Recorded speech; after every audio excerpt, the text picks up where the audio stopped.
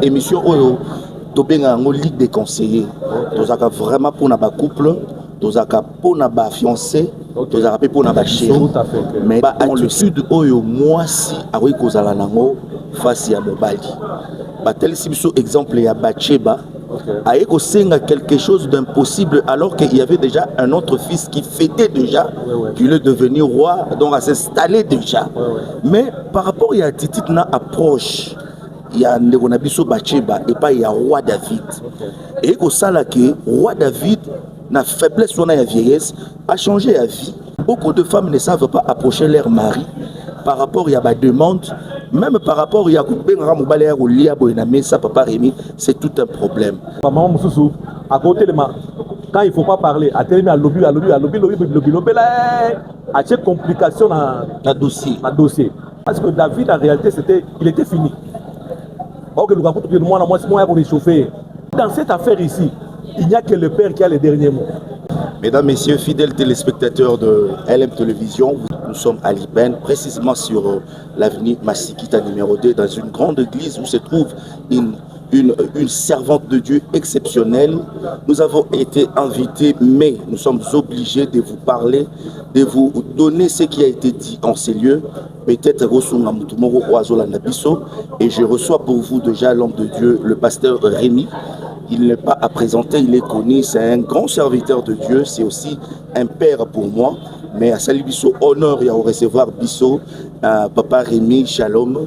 Shalom, papa, shalom. Papa Rémi, on le moi, Makasi, vraiment, téléspectateur, je suis pasteur ici, Cité de Gloire. Cité de Gloire sur l'avenue. Sur l'avenue Massikita numéro 2. Voilà, pasteur Rémi, émission Oyo, Tobenga en Ligue des conseillers. Nous avons vraiment pour nos couple, nous avons pour nos fiancés, nous avons pour nos chéris. Mais dans le Seigneur. Parce que Bisso alors, tout le message Moro ya Makasi. Je retenu quelque chose de très spécial dans l'Ina partagé en Tout à fait. Ba attitude oyo moi si avec Kozala nango face à Mobali. Ba tel si exemple il y a Bacheba. Aïe Kosenga quelque chose d'impossible alors qu'il y avait déjà un autre fils qui fêtait déjà, qui est devenu roi, donc à s'installer déjà. Mais par rapport à Titi na approche, il y a Ndegonabiso Bacheba et pas il y a roi David. Et au sala que roi David na faiblesse ou na vieillesse a changé la vie. Et Azui Moutou Oyo, c'était prévu dans Nzambe. Atiene Sika Onzamba Lingaki Azala. Mais beaucoup de femmes ne savent pas approcher leur mari par rapport à la demande, même par rapport à Papa Rémi, c'est tout un problème. Qu'est-ce que nous pouvons retenir selon votre entendement par rapport au message qui est aujourd'hui? Par rapport au message qui est aujourd'hui, caractéristique il y avait l'humilité. Deuxièmement, la patience. Troisièmement, je peux dire, elle était effacée. Vous voyez? Elle était à la cour, mais on ne parlait pas d'elle. Bethsheba a su apparaître au bon moment. Et pour dire ce qu'il faut. À ce moment-là, généralement, maman Moussou, à côté de moi, quand il ne faut pas parler, à télé à lobby, à chaque complication dans dossier. Mais qu'est-ce qui se passe? Bethsheba avait la parole du commencement de David. David a dit que non, moi, na Oyo, Salomon, n'a pas voir na trône. Après, Bethsheba vend à mon tant que papa Lembi, papa Nouni, ma casse est soutée parce que David en réalité il était fini. Ok, le gars, moi, pour échauffer. Donc, il était à la fin. Et pendant qu'il est à la fin, il y a un autre enfant qui profite de sa faiblesse.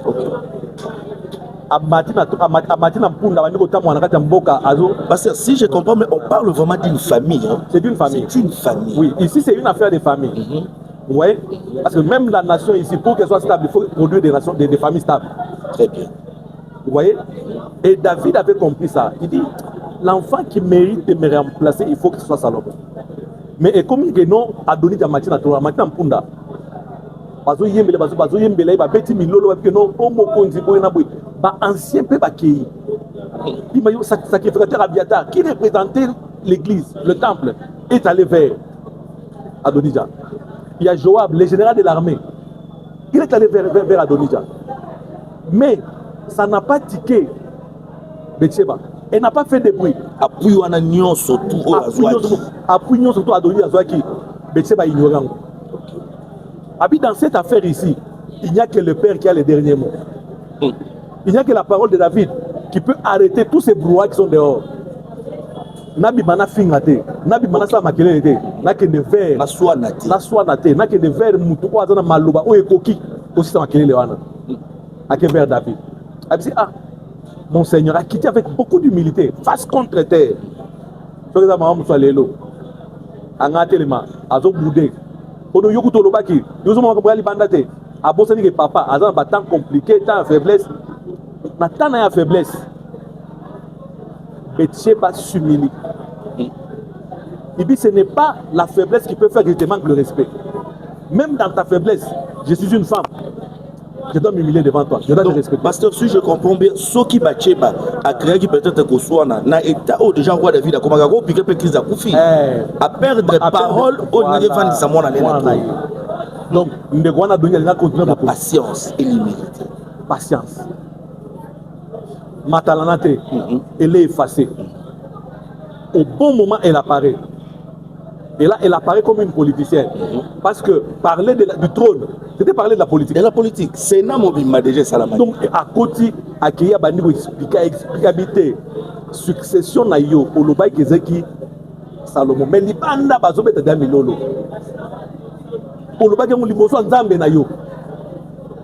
Amemia n'a fait d'accord. Ache David na condition que nous avons bougé. Avec pour faire la David. Stratégie.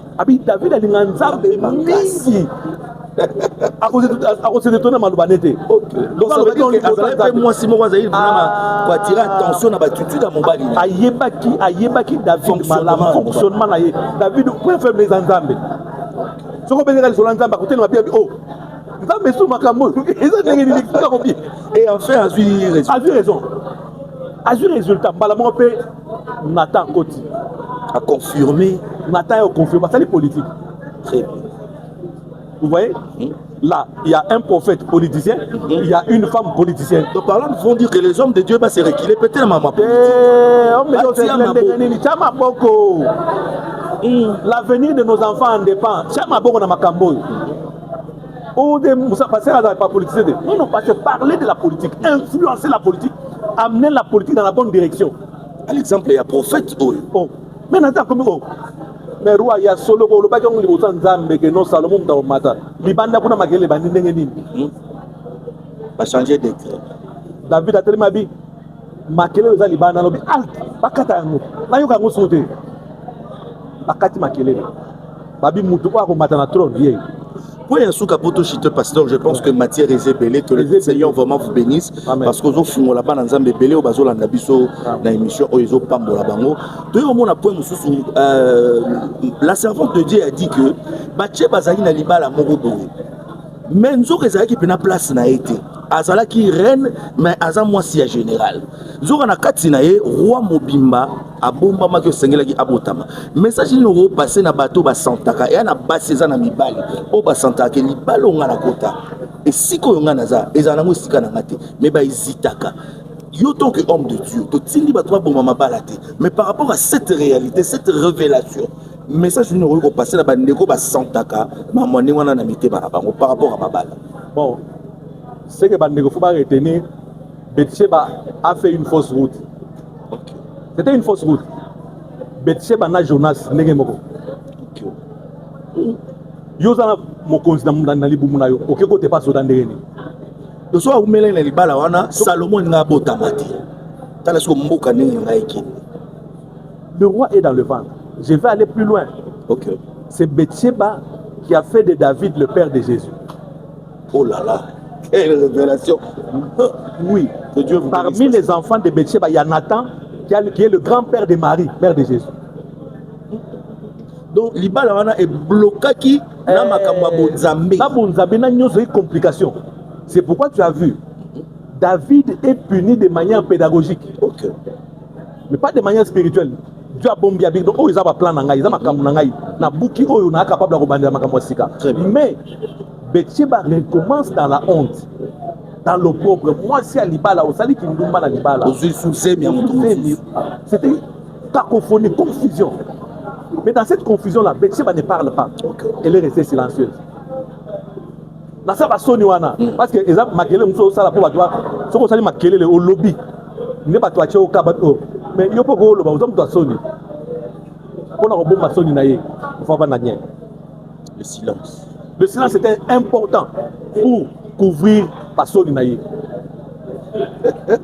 muni acheminer na rien alobakate. OK Zokande na cessé azo ba promesse moi non mutwa matana trop. Vous voyez. Et il y a les gens qui ont fait des fausses routes. Le roi Jonas, le roi Betsheba. Dans la maison du riz, c'était une fausse route. Dieu s'en est occupé. Ah, pasteur. Dieu s'en est occupé. Vraiment. Donc Dieu sait détruire ce qui doit être détruit et construire ce qui doit construire.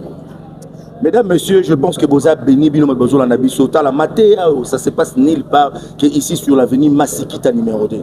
Il y a qu'à se joindre à Bisso, tout le temps ensemble. Il y a Yoka Makamona Matou Inayo. Je pense que vous allez le mal. Pasteur Lobasuka, pour la bande de Bazola Nabiso, moi, invitation, mon KP, adresse la précision, ma programme. Il Lobasuka, ça, Boya, on a Massikita dans la cité de gloire. Lilobanzambe, Kitoko, on adore le Seigneur comme il faut, avec un grand adorateur, le roi. Papa José Nenga Zaboué. Donc, ça va venir au bel et la tata, au tomo la tata, qui t'a gagné mon abîme ma camouna, aux autres mots, là, au point, n'a pas lieu. Aux homona. Donc, boye belé, dans niveau Massikita numéro 2, ma programme n'a pas culte des mardi 17h à 19h, jeudi 17h à 19h, et dimanche 8h30 à 10h30. Ah, on a Massikita. Vous allez inviter Nangaï. Zamba Pamulao.